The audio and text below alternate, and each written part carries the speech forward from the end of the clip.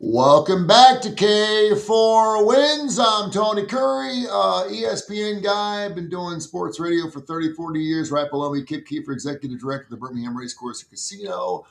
To his left is Kai Gregory, who's also been working on both sides of the ledger now for nearly 4 decades, knows gambling like anybody else, and of course, a man who's actually in the mecca of gambling. Man, we're in Sin City. We're talking Las Vegas. The Las Vegas Sun is where he resides out there in the beautiful parts of what are we mid 60s now in Las Vegas? Mid 60s and overnight lows in the 40s and 50s. That's the perfect kind of weather for Las Vegas. Yeah, it's been beautiful this Yeah. year. So really nice, about mid 50s right now. But yeah, we're gonna get up to about 70 during the day. We So were no complaints. we were at 15 yesterday morning, and we're going to 62 tomorrow. So that's Oh, standard nice. stuff and Yep. great flu weather for this area of town down here. So we're looking forward to that. We've got ourselves a little show here. Wanted to mention last night, Pittsburgh Steelers continued a streak, and you see these streaks, and you're like, how did I not know that? They have won 23 Monday night games in a row. The Pittsburgh Steelers have. The last time they lost a game on Monday night, I had just moved here back in 1991. That's hard to believe. They looked fantastic last night. Aaron Rodgers looked wonderful last night. They get it done. We'll talk some pro stuff coming up here. And, of course, we've got all kinds of bowl action, not to mention the college football playoffs to get off into as well right now. How's everyone doing? Everyone doing good? Happy holidays to everybody. We're just about 9 days away from Christmas as we do our show here on this Tuesday. What's going on? Hey, and also the Dolphins lost their 14th in a row with the starting temperature under. Yeah, they have no interest in playing in that. I think it's funny you mentioned Rodgers. My highlight of Rodgers all night, they kept running the tush push with all kinds of other guys. He stands back like 10 yards like the boss of a chain gang. He doesn't even move the whole play. I love it. Yeah, Troy Aikman was getting the kicks out of that. That was funny last night. They didn't have to. He's like, I'm not getting in the middle of that.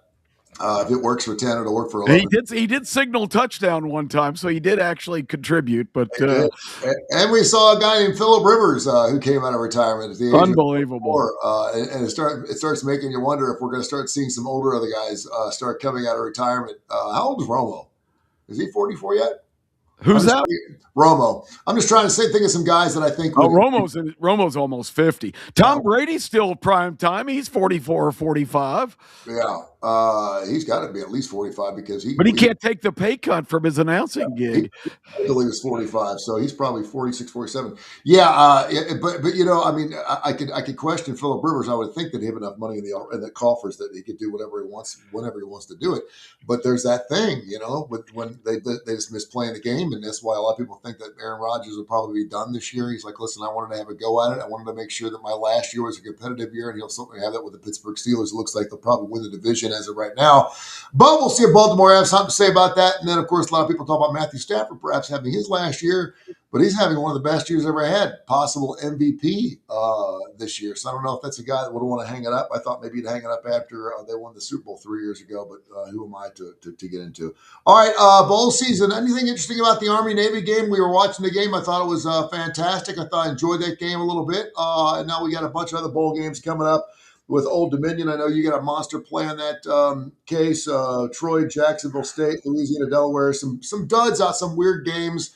By the way, I called Case up and asked him if he'd give me his straight up plays on bowls. He said, you don't want any confidence. And I said, well, I needed some confidence because I needed to go 40 points down to 1. And because of the way it's set up, all of the big games, we don't know what the matchups are yet. So you don't know if you need to hold on to those mid-30 range point games because you don't know what the matchup is yet, or waste it. So I started wasting stuff. And, of course, I had a 32 on Prairie League. Prairie League recorded Amy. I don't know what the line is on that. No, they played like pure Prairie League. That's what I mean. Yeah. Being up 21-0 and then having a chance to win the game at the end. I'm like, and I had a 32-pointer on that one, so I already lost that game, so I'm minus 32. But anyway, that's where you get nailed on those dud games. I hate that shit. It drives me crazy when I see a game like that. I'm thinking, no one's going to have 30 points on this game. I might as well go ahead and take it. And if they're up 21-0, I'm feeling good about it. And next thing you know, it gets dudded out. I'm like, whatever. All right, Case, what's going on in Las Vegas? How's things looking? What's going on in the season? I know it hadn't happened. Hadn't been a lot going on in the last just 2 or 3 days, but what's going on? Well, sorry, I would have put 1 on that. I didn't know about the Ah, confidence. well, I would everyone have did. put 1 on that game. Everyone did. I thought, and I thought, I can't tell you any. I don't know.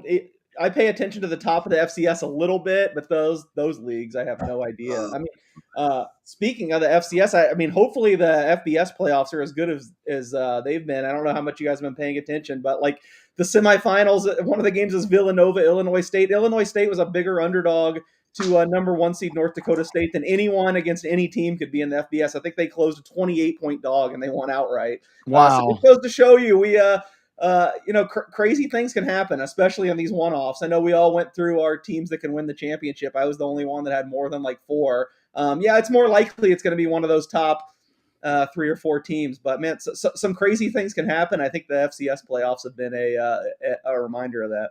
And Villanova beat Tarleton State. Yeah, and Villanova beat Tarleton. Yeah, Villanova, I think, is the 12 seed, and Illinois State's unranked. I have a good friend who's the best player in Illinois State history. So go Redbirds. Yeah, in the smaller college Hall of Fame as well.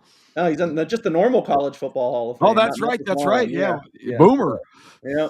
That was the Tarleton State that gave Army all they wanted at the beginning of the season this year. When you were talking about that right off the bat, saying, "Look out for this Tarleton." I think they are a 6-point dog in that game. Everyone's talking about what's this Tarleton State game all about? Why is Army only favored by 6 points in this ball game? We saw why. Case went 2-0 on Saturday because he had Army. He did. That was that was a great pick. Yep. There you go. I went against. I know that. Kai, I know you loved Arizona. Of course, you'll always tell me you love something after the game's over, which you did again on Saturday night.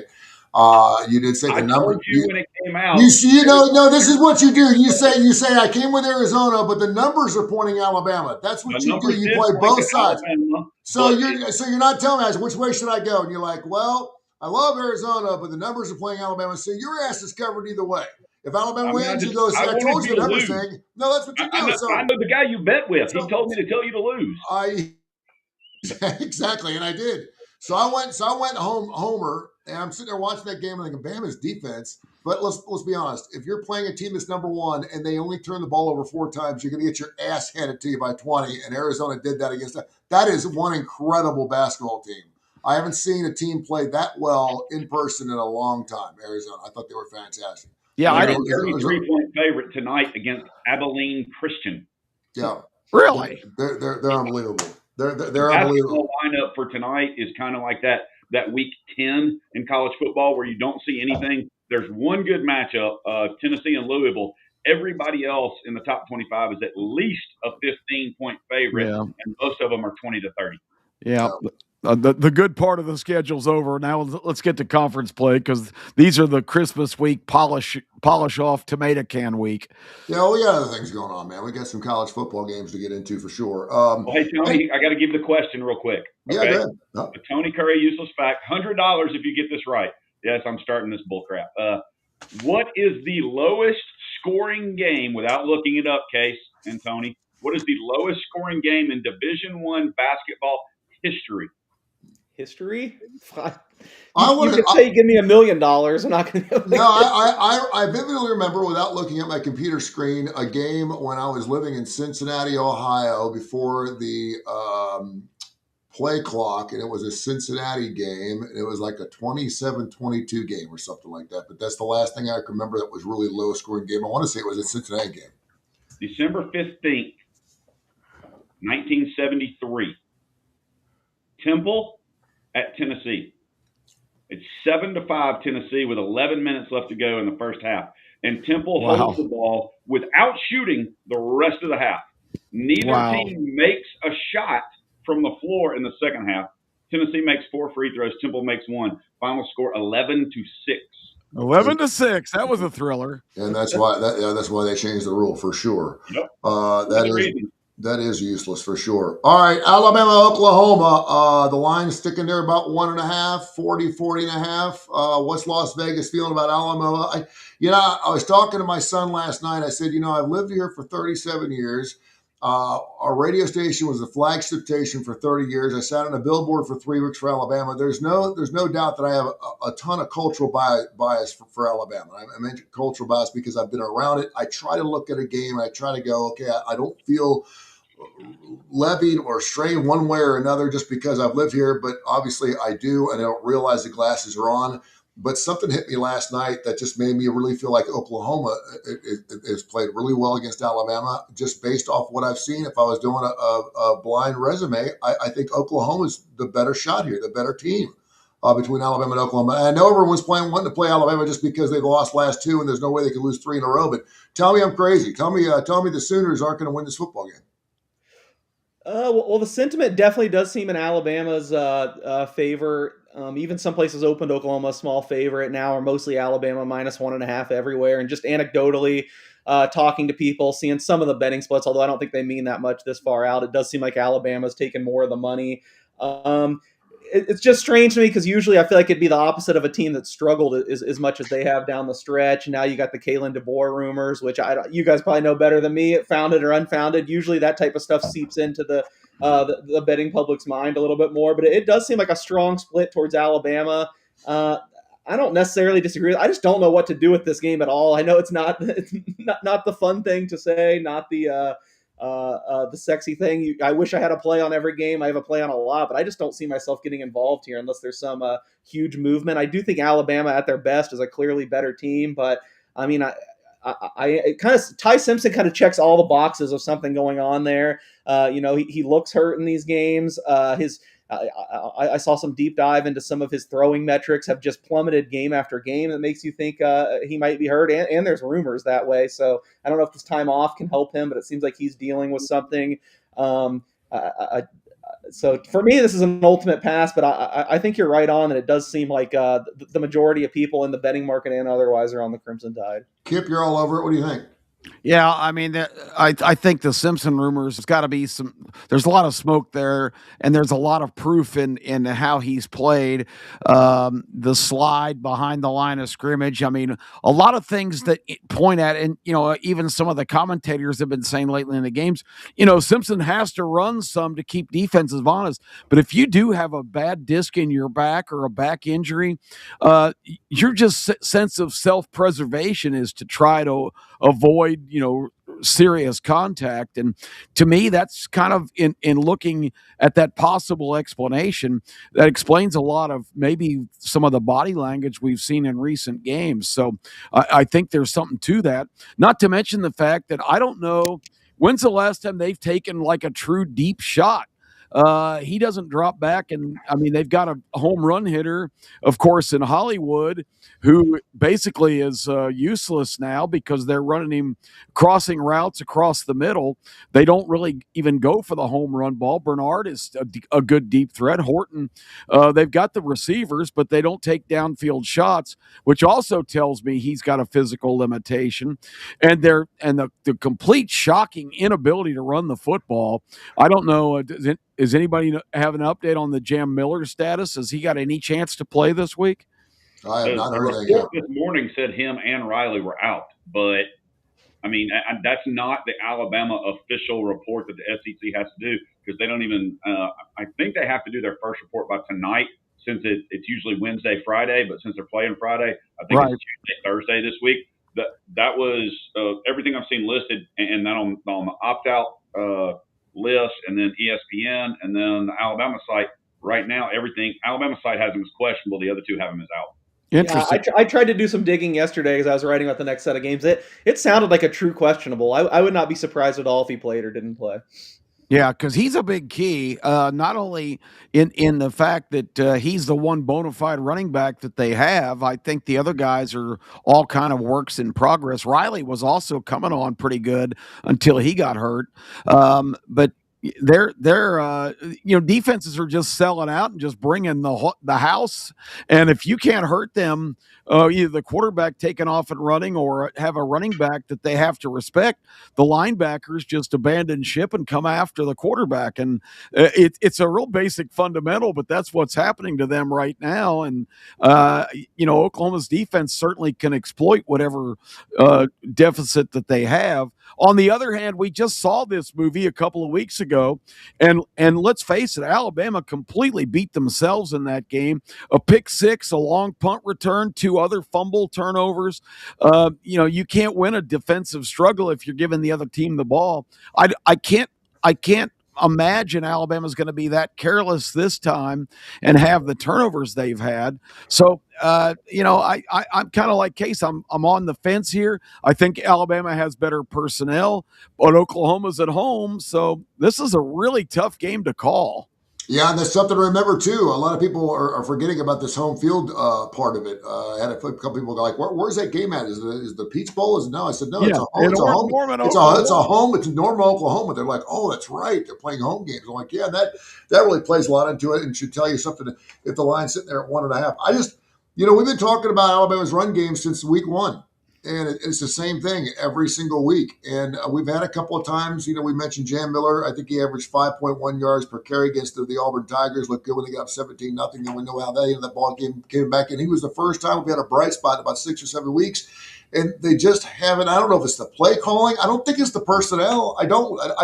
You're talking about Alabama. I mean, you usually have 3 or 4 stables of 5-star guys ready to handle the football, right? You got the Ingrams, the Trent Richardsons, you got those guys. And so I don't know if it's the play calling. I don't know if it's the line play. I don't know if it's the rush offense. I don't know what it is. I really don't. I've never seen anything like it. For them to go minus 3 yards, and granted, Georgia played the game of their lives. I don't know if Oklahoma could play as stout as Oklahoma's or Georgia's defense played, but to go under 0 yards, obviously, is like Kai said, he rushed for more yards than Alabama did. I don't know what it is. Where are your players saying, Kai? Because I know that, a lot of people, I know which way you're leaning. And I know that, you're probably saying Oklahoma and Alabama's look better on paper. So you're going to play both sides. But what are your players saying? Everybody's on Alabama, but I mean, we're in Alabama. Go figure. But if you look at it, we talked about it on the starting lineup Saturday last week. When Alabama and Oklahoma have played during the regular season, Oklahoma's won. When they get to postseason, Alabama's won. Now that, I don't know how far that goes back. That could be a Bear Bryant stat. They've played 9, 10 times, whatever. And that's the way it's gone. And that's what I told Legend, when we were sitting there just going that way. But with Oklahoma coming back, getting the starting linebacker and defensive end, their best pass rusher back, and if Alabama has no shot at a running game, and if Theismann, is indeed hurt, which I'm doing the same thing, hearing a lot of that. It's amazing they were calling him Theismann all year long. In the last 3 or 4 games, Alabama fans have just sold out on this guy. And it's like, you knew something was wrong. I think Oklahoma's defense is as good as Georgia's, if not better. People may disagree with me. That's fine. So I really don't think they are going to be able to beat Oklahoma simply throwing the ball. And 1 or 2 mistakes could make this game. And I actually have started leaning more towards the total and going under, which, I hate betting unders. Oklahoma 2-9 over-unders on their 11 games this year. 9 times they went under. And it's interesting enough, too, because normally in college football, I go back the last, say, 10 to 15 years, when a team has made it in somehow and no one thought they should be in, they usually lose. And that's what I'm thinking about Alabama right now, because everyone's crying about Notre Dame not getting in and Alabama keeping in. And that's when all the naysayers will come out and say, I told you so. I told you that Alabama should have made it in. And it usually plays that way. Now in college hoops, it plays just the opposite. When you have playing games and games like that on that Thursday night, those teams usually make small runs. And that makes, obviously, the committee or the 64-team committee actually look a little smarter. But, really interesting game. Also, the other SC game going off a little early there, A&M and Miami. And I think this is really interesting because Kip and Case, I know you both have Miami as a team that can possibly win a national title. And obviously that's stepping out of line a little bit and going off on a limb because they're not right there in the top 5 or top 6 like everyone else is. But how do you feel about that line, Case, so far in Miami and A&M? And has anything changed for you at all as far as what to call that game? I might be picking Miami to win the national championship if the committee had to put in Alabama and at least did the right thing and drop them a spot. I say the same thing every week. I just hate Miami's draw. And it really starts here. I think going to A&M is an extremely tough assignment. Yep. If they were going to Oklahoma, I mean, they'd be a bigger favorite than Alabama, and I would have no problem picking them. We've seen them take some money, and it makes sense to me, just strictly from a numbers perspective. I think I made the game 3. It's settled 3. But even when it was touching 4, and I think it might have been teetering on 4.5, I don't know if it ever got there. That normally would be a bet for me, but I still just couldn't pull the trigger on Miami. I know I'm hung up on this, and people will say it's a lazy analysis, but I just so can't trust a Mario Cristobal team going to Kyle Field to take on a Mike Elko team. I said on Friday, I honestly think if we're drafting the rosters, if I had to be thrown in and coached a college football playoff team, I think Ohio State's the clear number one choice roster wise. I honestly think Miami is probably the second best roster, but it's not like it's a huge it's a huge gap, and I think it's close enough at home. Just trusting the infrastructure around Texas A&M a little bit. It stakes at the 2 close games I really have no bet on, but I made it 3. It's 3, and even in my column, I think I ended up picking Texas A&M, but the hook looms large here. I think if it closes more than 3, I'd probably just swallow hard and go with the talent of Miami. But I think this is the toughest assignment you could have gotten in the first round, since obviously Oregon and Ole Miss, the at-large teams weren't getting there. So I think it's a bad draw for Miami, and I think it might end prematurely, though. They have all the pieces, so if it all sinks in, that wouldn't shock me either. The Hurricanes in college football this year, 3rd overall in ATS. They were 9-2 against the spread, man. They were a spread machine covering. They got it done. Miami did all day long. And, of course, a lot of it has to do with that former Georgia quarterback and Beck behind the realm to him. This will be kind of a nice play for him, wouldn't it, Kip, to obviously leave the Georgia Bulldogs and go to Miami and end up being the man down there in campus. Well, I mean, Beck's been on the big stage his whole career, so this is not going to be new to him, and it better not be, because he's their chance to win this game. He's not a great leader. He's kind of a front runner, for lack of a better term. If things are going well, he plays to that pace. If there's a few mistakes early or some things go wrong, he can just completely fall apart. So he's an X factor in the game, but I think he's a big check mark for them coming into this, because I don't know if anybody is really paying attention to the fact that going to Kyle Field is always just a gigantic chore. In a playoff atmosphere, this is going to be insane on Saturday. Yeah. I mean, these people are just completely driven wacko fans, and it's going to be so loud and so intimidating. And if they fell apart at the 35,000 seat SMU venue earlier this year, imagine the difference playing in front of 105,000 at Kyle Field that are going to be just overwhelming. So but A&M is just kind of a schizophrenic team to me. They have outings where they look great and everybody says, man, this team is a real contender. A lot of people were declaring them the best team in the country at points this year, but they've had games where they just haven't shown up. The Auburn win was really ugly earlier in the year. They didn't score very many points. The game at Texas was kind of predictable, them going on the road. But I really hearken back to the first half of the South Carolina game. Everybody says that's such a great comeback and what resilience and amazing accomplishment. But they got down to a team that was 3-7 at the time, that was the biggest underdog of the year in the SEC, 19.5 points. They trailed 30-3 at the half. How can that happen if this is such a great team? And I know everything went wrong, but A&M's a schizophrenic bunch. I don't know exactly how to predict what's going to happen. I think Miami, personnel-wise, certainly matches up with them, but this is by far the most intriguing game. The rest of the weekend, Oklahoma, Alabama is intriguing in kind of a morbid kind of a way. Who's going to win 10-9? But this game could be wide open, or it could be even a defensive game. It's hard to even forecast. I still kind of feel like Miami getting in gets their opportunity. I can't get away from the fact that I think somehow, some way, they're going to sneak away with a win on Saturday. Yeah, A&M did have, of course, that big victory against Notre Dame, that high-scoring affair, 41-40. You mentioned that Auburn game, 16-10, was kind of strange. Of course, A&M's only loss was the Texas squad. The Longhorns, by the way, Arch Manning coming back for his next year, which is probably a good thing for that organization. I think a lot of Texas fans are. But I remember that South Carolina game thinking, okay, finally we're seeing what this team's really made of. And like you said, in South Carolina, that was the worst coaching, worst played football game I've ever seen. The second half of South Carolina, I couldn't believe Beamer kept his job after that game. You were talking about the Temple, Tennessee game, Kai. Shane Beamer was aware of that. He tried to take the air out of the ball the whole second half of that game. Yeah, no doubt. But the big worry in that game to me is you got Texas A&M's offense coordinator going to K-State, their defense coordinator going to Kentucky, and how just what's going to happen with that coaching issue there. Because I would have jumped on Texas A&M. I don't know why, because I agree. I think when you look at it, Miami's roster is probably stronger. I just love what Texas A&M has done up front defensively. And again, to exactly what Kip said, if one or two things go wrong against Carson Beck, he falls apart. He's not going to come from behind. Yeah, I don't think. Yeah, that's true. I also think Miami has the best player on the field. I don't think Malachi Toney gets anywhere near enough attention and respect. This guy is the ultimate game breaker right now in college football, in my opinion.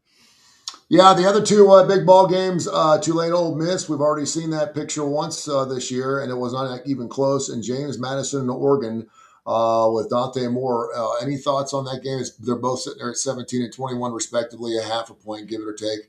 But any changes going on there? And by the way, you bring up a great point too, Kai, with the changing. You know, we always look at the head coaches, and when the head coaches leave, I mean, having these games are affected by that. Every one of them, and having assistants leaving can have just as much of a direct effect on a football team as. Case has Will Stein left Oregon for Kentucky now, or is he going to coach in this postseason? I think they're both coaching. As they lost their DC too, is going to Cal. I think they're both coaching, but we kind of talked about on Friday. I mean, it's just a tough juggling act. I mean, it's you got to do both. Definitely take something away. I mean, all these games are affected by people don't realize that the James Madison coach has got his bags packed too. So it's kind of amazing. This is an extra dynamic, and you hardcore analysts, how much do you factor in all this coaching turmoil?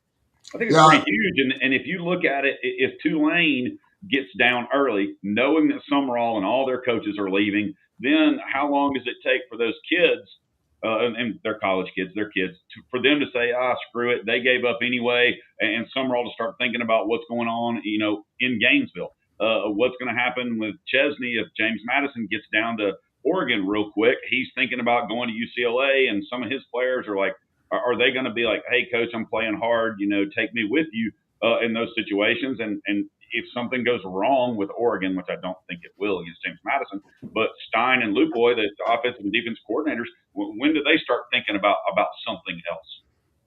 Well, and in preparation, they're all thinking about something else. I mean, how much does that take away from your preparedness for your game? I'm sure they are all professionals and are trying to balance it all, but there's just only so many hours in the day. I just think I think this is really an intriguing part of all of this. Well, Summerall's got to be thinking about who he's going to get at quarterback at Florida since Lagway said he's leaving. Yeah, and let me ask you this. We're talking about coaches, how many players already have deals and know they're playing potentially in their last game for the schools they're suiting up for this weekend? I think there's a large number that we don't even know about. There's no doubt. Let's talk about some of the other games. We got the Crampton Bowl coming up. We got some interesting bowl games. I'm thinking about maybe going down to Montgomery. Just anytime I see a bowl game, I may go down there and go to the Crampton Bowl. I love that. It's a nice venue down there. Actually, it's kind of small. Yeah, they renovated it. It's actually kind of nice. It's actually kind of nice, but it's perfect. It's perfectly called the Crampton Bowl. Who's playing? Who's playing in the Crampton Bowl? A couple of teams that have played each other already. I think a couple of times. We got more this year. I think we got more replays, more teams that have played each other again than we've ever seen. It's almost playing like pro ball. But anything, Case, jumping out to you? I know you've loved that Old Dominion South Florida line. I did in my Confidence Bowl take Old Dominion quite a bit, despite the fact that it's only about a 3-point favorite. But anything that's striking out to you that's a little different about some of those other bowl games coming up before some of the big dogs hit before this weekend? Coming up, I mean, yeah. Hopefully you listened Friday. I said Old Dominion. The line's basically still the same. I mean, I bet it when it was 6.5 or 7. I can't remember what I got. I don't have it in front of me. It looks like there was a 7.5. I definitely didn't get the 7.5. I just thought so many guys are going to opt out for South Florida, so I love that one. I would still lean that way at 3, but a big move now. And I also was on Jacksonville State +3. That's crashed all the way to pick 'em now. It looks like even Jacksonville State's a favorite someplace. That might be going too far. If that gets to like 3 the other side, I'd be tempted to play some back on Troy. That's tonight's game. So yeah, pretty poor slate before the college football playoff games. I guess the only other one I bet other than those two, well, it looks like Western Michigan just touched 3 against Kennesaw State, and I actually think one of the better bowl games, the MAC champion against the Conference USA champion.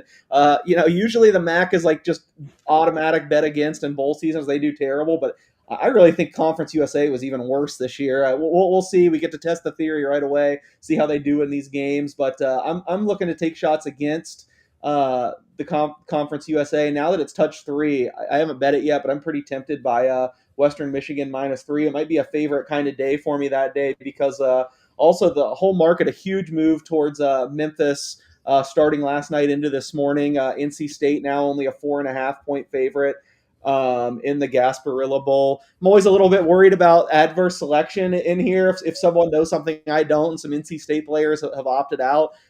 As of last night, I was digging and digging. I didn't find anything. It seemed like NC State, as of now, looks like they're going to be at full strength. And if that's true, or if they're even close, I don't see how there's all this money on Memphis when a bunch of their coaching staff is going to be gone. They really slid down during the end of the season anyway. Again, I don't know who's going to be coaching. They've already had some players opt out. Seems to me like NC State should be the stronger side here. So I bet NC State -4.5 last night. I still lean that way.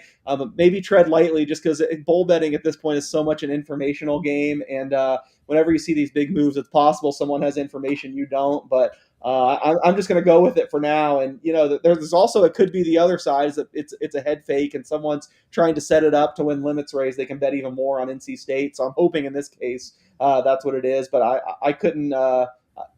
I couldn't wait anymore. I took NC State -4.5 in that. NC State's missing 3 defensive starters. Their starting tight end and their running back Smothers. Yeah, they've already been hurt though, right? They didn't finish the year. Correct. So that's literally all that's listed for them. Any futures bets out there based on obviously the James Madison and Tulane games? Basically, they're not going to win these games, right? So, do we have any futures bets already coming up for perhaps Ole Miss's next game and Oregon's next matchup?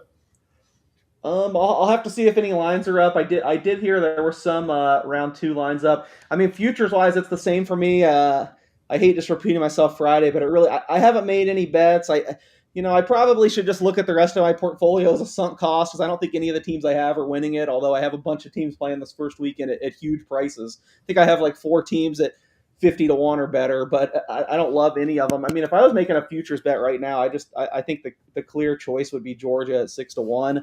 I just don't think there's that big of a gap right now. As much as the betting market is making it between Indiana and Ohio State, and I think they got the better path. I mean, I'm shocked to be saying this. I was pretty low on Georgia at the beginning of the year, but I think they've gotten a lot better.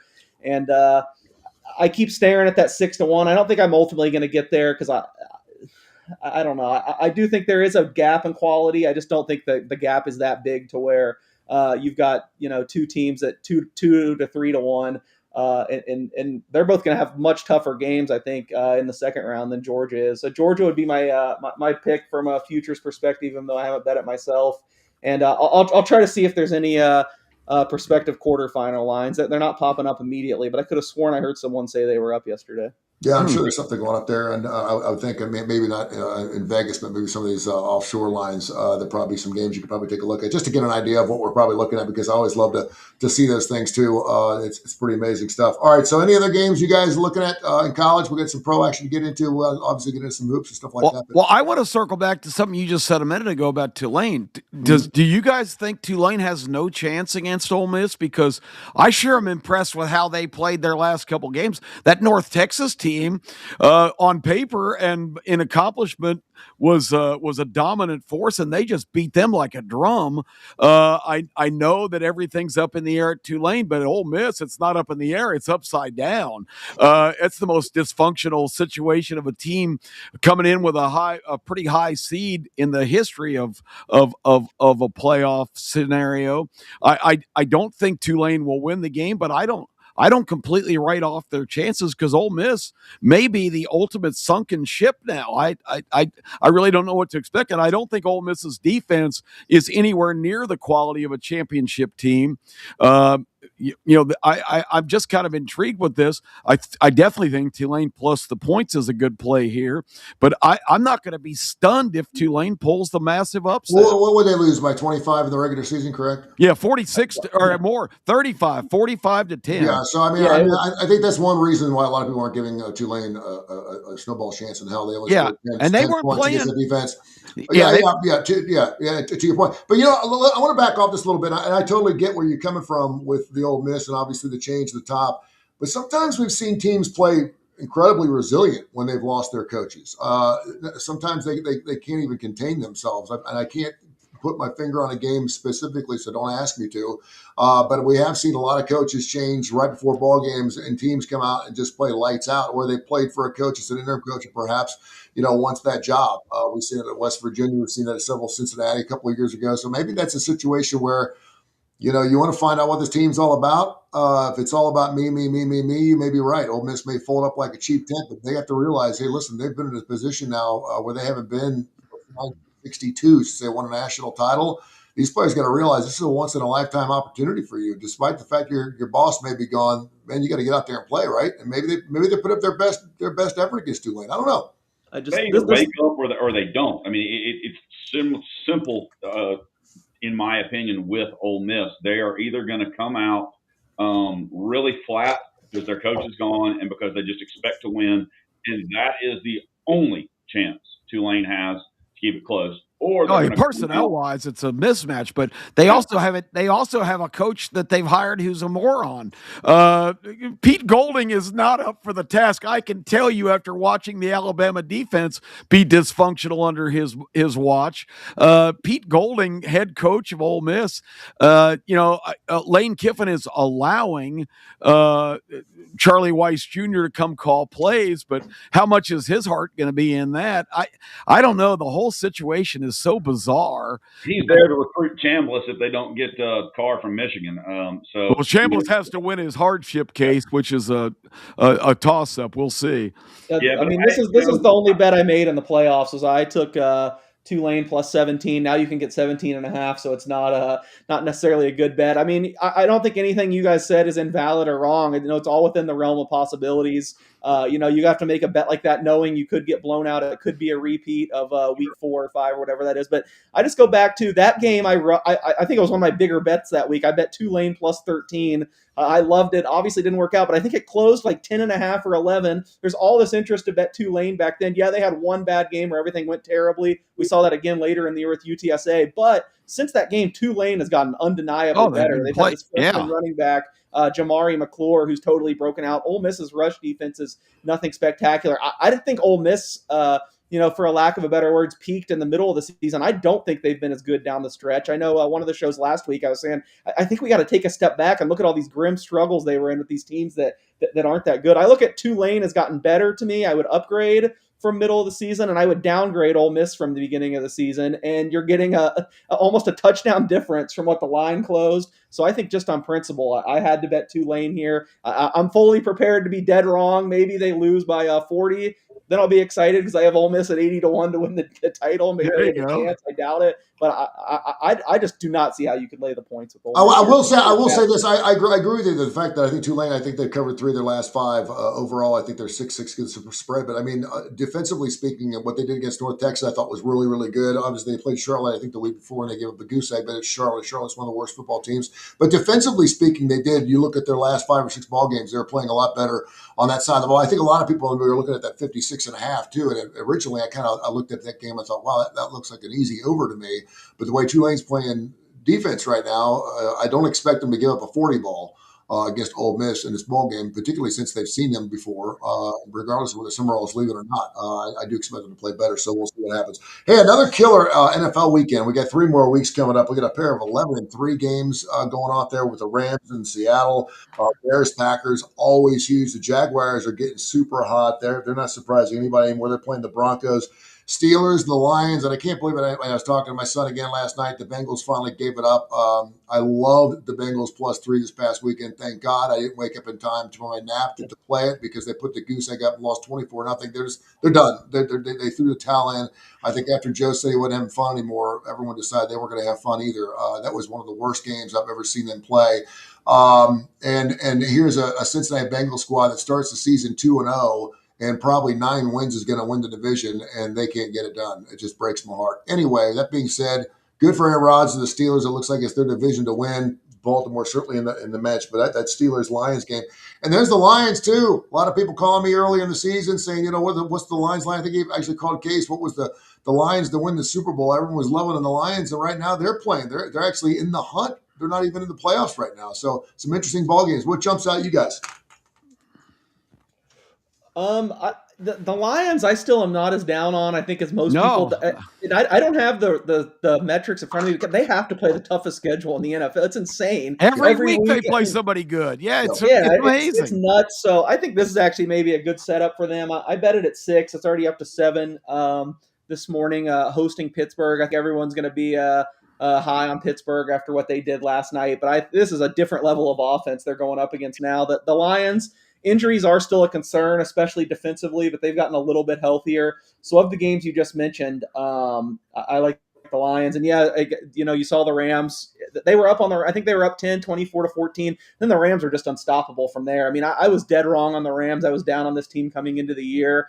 Even, as recently as 2 weeks ago, I still wouldn't have had them number 1. I thought the Seahawks were a little better than them, but the Rams just can't stop. I think they're the clear favorite right now. Doesn't mean they're going to win. There's always things that can happen. They are kind of fragile. Devontae Adams, I think, is going to miss at least the rest of the regular season, who's been huge in the red zone for them. I know Puka's their offensive go-to guy more than Devontae, but Devontae has all these touchdowns. Seems like they can just throw it up to him in the red zone. He gets it. So that will hurt, but I think we've got a clear favorite now in the Rams. The other huge game you mentioned, Denver, Jacksonville. I've heard a lot of people say they feel like it's a little low. The line's a little low for Denver, and I agree too. I bet Denver -3 even money. That being said, I think, of course, they beat the Packers last week. That was the best game Bo Nix ever played. He looked unbelievable. They're kind of just like getting by, and he doesn't do much for the first 3 quarters most games, and then goes crazy in the fourth quarter. But that whole game was like the fourth quarter. However, I will say I wonder how that's going to translate going forward. As he was making such tight throws, it seemed like he got so much confidence. He was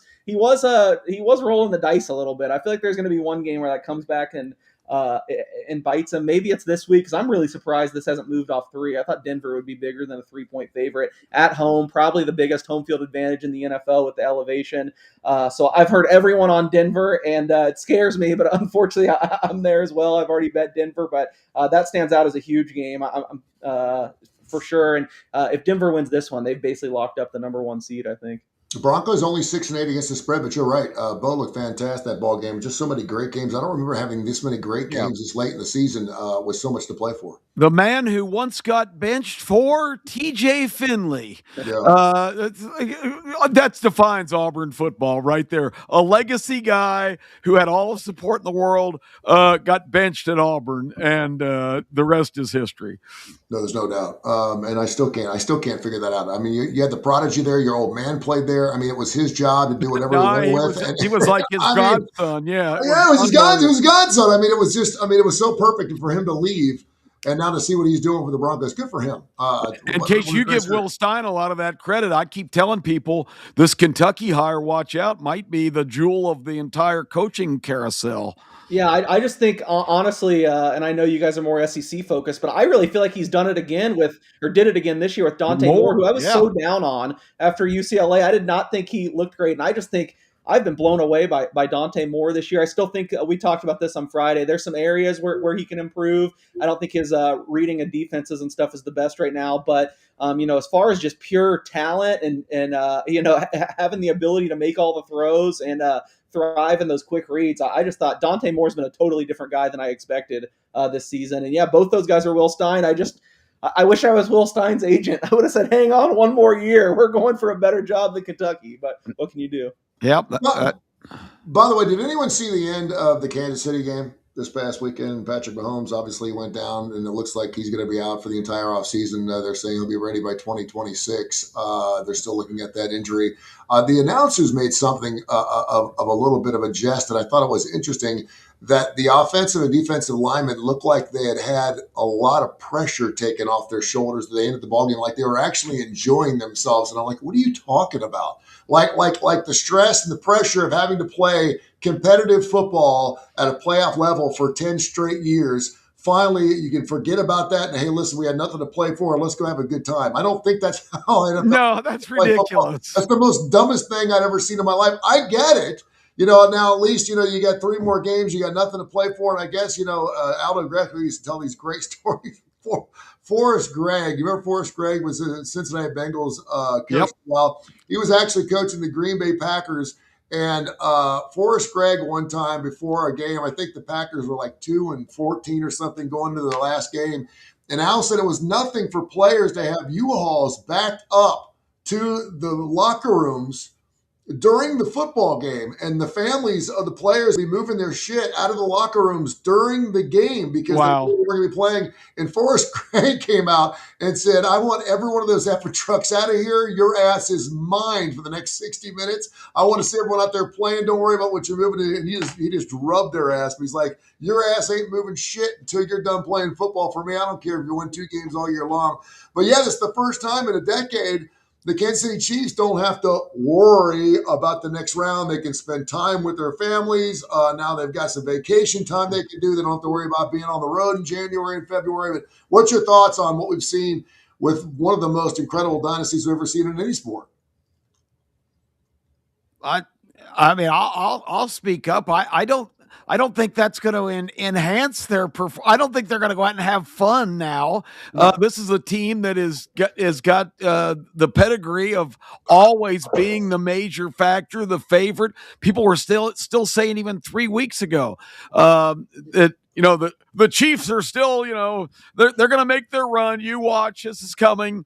This is a case predicted last year. The Chiefs dynasty was going to start to crumble, and now it completely has. I think this team's going to mail it in the rest of the way. I don't think they're going to go out and have fun because the pressure's off. I don't think they have anything to play for. And a team with this kind of background and this kind of pedigree, I think they're going to mail it in the rest of the way. Yeah, I mean, it's amazing because Kansas City's been there in that predicament. And I'll bet you people are still betting on Kansas City, even with Patrick Mahomes out. And you could tell too. And I hated it because I hate Kansas City. I hate the whole do you want to rock, whatever Travis Kelce used to do in the Cincinnati Bengals. I mean, I heard that shit so much. It drove me crazy. Whenever Kansas City beat Cincinnati 1 every 3 times, they would just drub it in our face. But the fact that Kelce, it may be his last season, and of course his quarterback now gone for the rest of the season, that certainly is somewhat bittersweet for that football program. But it will be interesting to see what happens. What does Andy Reid do after all this is said and done? Patrick Mahomes obviously has got a long way to go in his career, so he's got some time. Do they retool him, imagining they have good ownership up there in Kansas City? So they'll probably be ready to go by next year, won't they, Case? Yeah, I don't necessarily know if it's going to be right away. They're going to get back to the top of the NFL. I don't think they'll come in as the favorite next year or anything, but probably still the favorite in the AFC West. And hopefully you listen to our show in the summer because I did bet a lot of futures-wise anti-Kansas City. I had Kansas City not to win the AFC West. I had the Broncos to win the AFC West, which should look pretty good. Although if they slip up like one time here, the Chargers for some reason never lose either. Although the Chargers are just a complete mash unit. They're as beaten up as the Chiefs. It's pretty incredible what they've done this year, to be honest. I think I think Harbaugh somehow is underrated. He should be like in the Coach of the Year conversation. He won't be because he already set the expectations high. But the Chiefs' offensive line is in total shambles. Have so many guys hurt. hurt, and you see what happens. They can't be competitive. The Chargers have even more guys hurt on their offensive line, and that's how they built their team, and they're still winning. So, and we're back to that basic fundamental too of football. You got to run the football. Kareem Hunt's like 40 years old. He's their premier back. I mean, that was just a sure failure. They don't have any kind of running game anymore. Yeah, so I will say, I mean, we've seen this, though. It was unlikely that it was going to be year after year they were going to make the Super Bowls, an unbelievable run. But I think in the middle of his career, Tom Brady went 9 years without being in a Super Bowl, too. People forget. Yeah, that's true. I don't know if Mahomes' second act is going to be the same. He relies a lot more on his mobility, which we know goes a little bit with age. So, but I wouldn't count them out going forward. I wish I stuck with being anti them all year because I've been betting them a lot now recently, including last week. I think I gave them out on the show.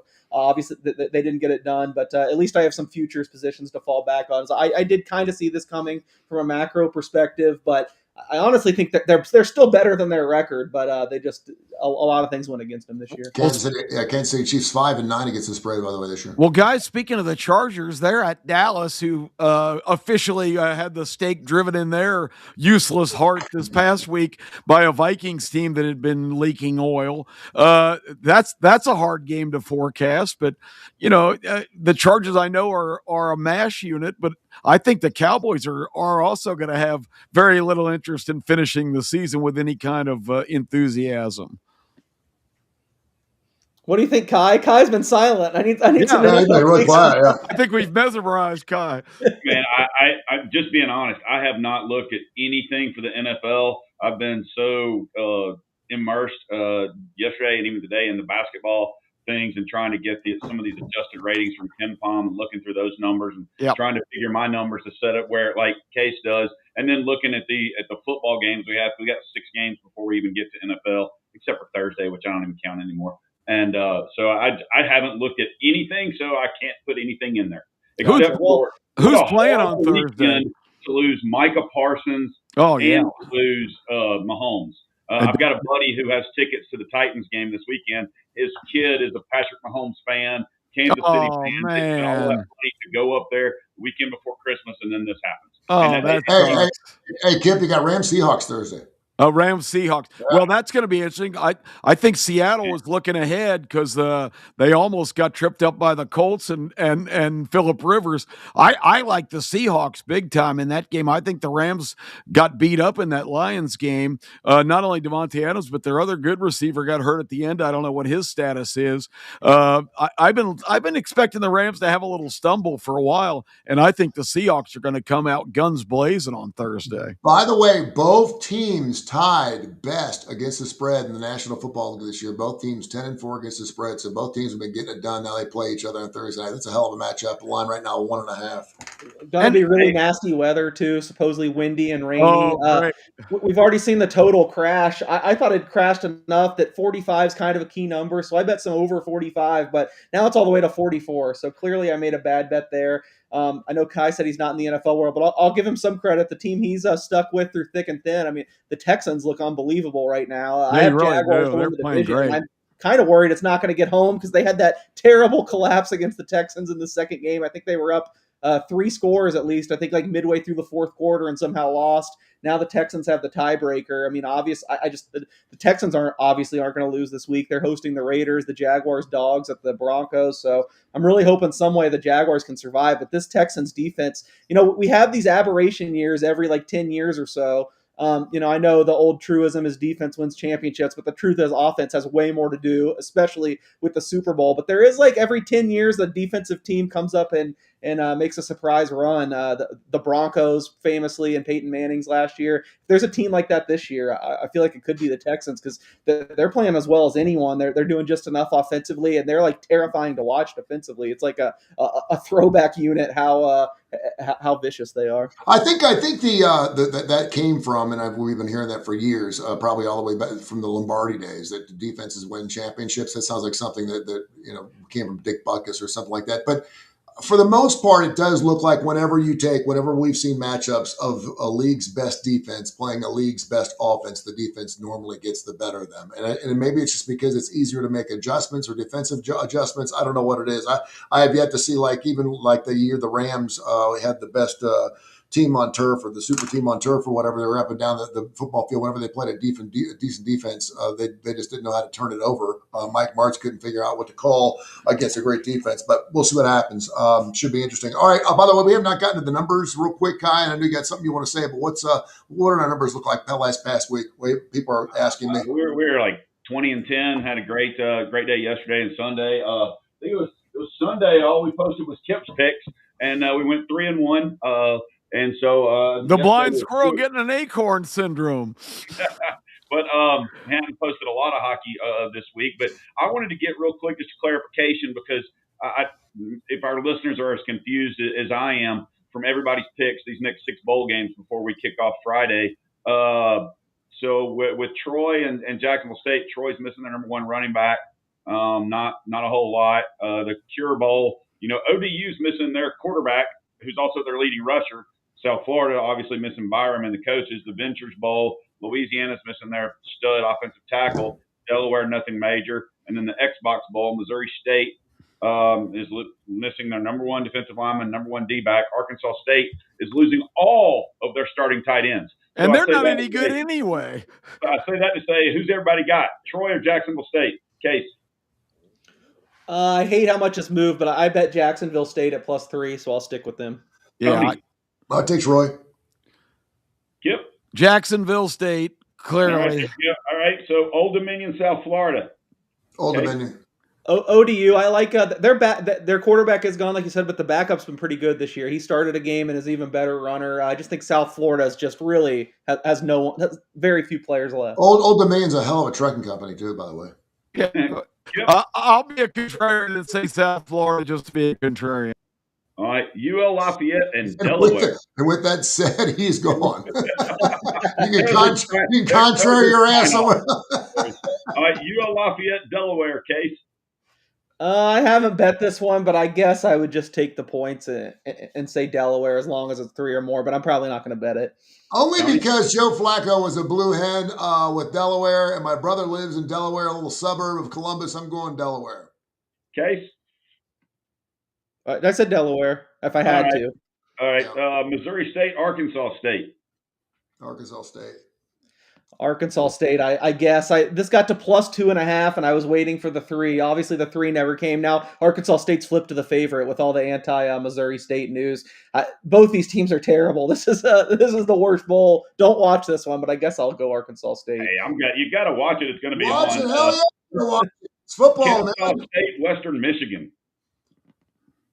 I kind of talked about this earlier. Western Michigan. No, you don't. Well, I guess if you have 2 screens, you can watch it. But Rams Seahawks will be much better Thursday night than Red Wolves, whatever Missouri. You have multiple screens, don't you? Tell me you have a room with multiple screens. Well, yeah, but it's not going to be good football. Is my overall point. Yeah. All right, Kip. We didn't hear yours. Kennesaw State, Western Michigan. Oh, can you guys still hear me? I thought you said I disappeared. Okay, I was just looking to see if I was still on. Kennesaw State and who? Western Michigan? Western Michigan. Oh, gosh. I'll take Kennesaw State. I'm impressed at what they've accomplished there in a short time. What did you have, Tony? I'll go Western Michigan. All right, one more. Memphis, North Carolina State. I know Case is North Carolina State. Yeah, right? I agree with him there. I think Memphis quit about a month ago. I'm going to have to go AAC. I'll go Memphis just because of my homer.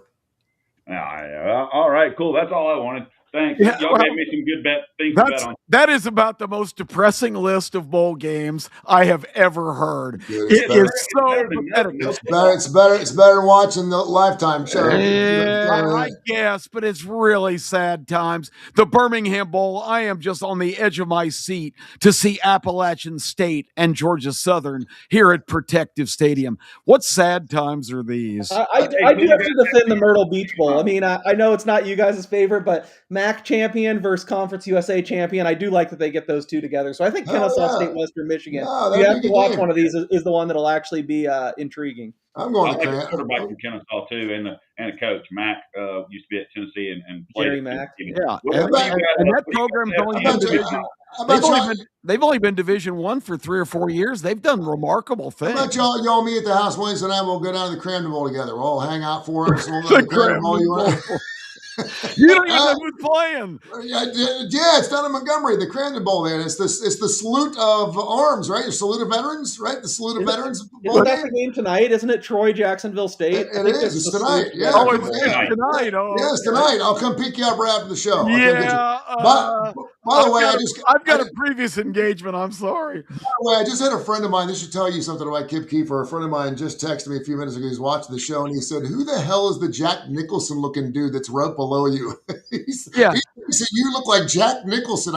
I get that every day, 2 or 3 times a day. I don't understand. My bank account doesn't look anything like Jack Nicholson. Damn, I was going to say that's not a bad. That's a compliment. I take Jack Nicholson. Give me a good Jack Nicholson line. Go, here's Johnny. Well, I prefer when Tom Cruise goes, "Did you order the code red?" "You're damn right I did."